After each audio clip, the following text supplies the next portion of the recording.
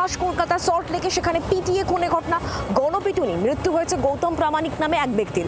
Police অভিযান চালায়, ইতিমধ্যেই দুজনকে গ্রেফতার করা হয়েছে। বাকিদের খোঁজে কিন্তু ইতিমধ্যেই তল্লাশি জারি রাখা হয়েছে পুলিশের তরফ থেকে। খাস কলকাতায় একেবারে পিটিয়ে খুনে ঘটনা, গণপিটুনি, মৃত ব্যক্তির নাম গৌতম প্রামাণিক।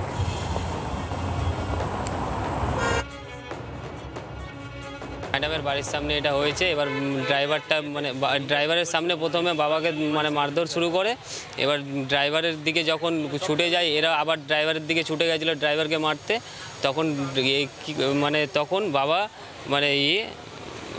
ড্রাইভার পালিয়ে যায় ওখান থেকে। না, থ্রেট দিত বলতে কি টাকা পয়সা মাঝে মধ্যেই বাবাকে ধমকি দেখিয়ে টাকা পয়সা চাইতো, যে গৌতম এই মদ খাওয়ার টাকা দে, এই 2000 দে, 5000 দে, ফোন করে করে টাকা চাইতো, ডিস্টার্ব করতো।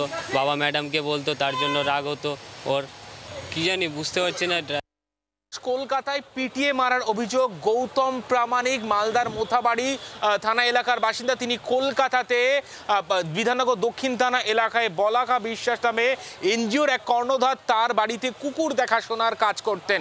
কিন্তু অভিযোগ রয়েছে বারংবার তাকে হুমকি দেওয়া হতো, এবং এমনটাই অভিযোগ। সেই অভিযোগের পরিপ্রেক্ষিতে ওই বলাকা বিশ্বাসের যিনি ড্রাইভার শাহ আব্দুল করিম, তাকে ইতিমধ্যেই গ্রেপ্তার করা হয়েছে, এবং পাশাপাশি শেখ সিকান্দার নামে আরও একজনকে গ্রেপ্তার করেছে বিধাননগর দক্ষিণ থানার পুলিশ। এবং এই ঘটনায় ইতিমধ্যেই বিধাননগর দক্ষিণ থানার তরফ থেকে কড়া পদক্ষেপ নেওয়া হচ্ছে, এবং কি কারণে পিটিয়ে মারা হলো এই গৌতম প্রামাণিককে তা খতিয়ে দেখছে পুলিশ। বাংলার আওয়াজ, বাঙালির আবেগ, জি 24 ঘন্টা।